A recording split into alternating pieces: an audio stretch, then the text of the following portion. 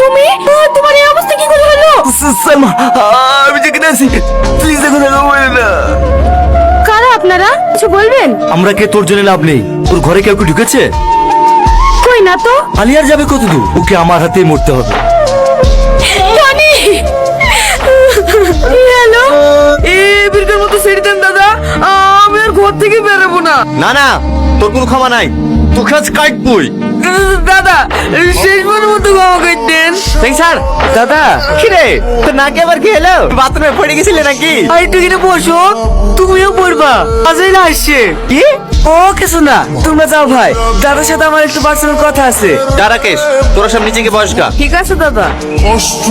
বলো আজিজ, কি বলবা? তোর বাড়ি গেছে, কি করছো? পড়ে গেলে হাত পা ভেঙে যাবে তো। হাতে গুলি খেয়ে পড়ার থেকে পড়ে গিয়ে হাত ভেঙে যাও, কত ভালো। বিক্রি করেছে খেতে পাবো।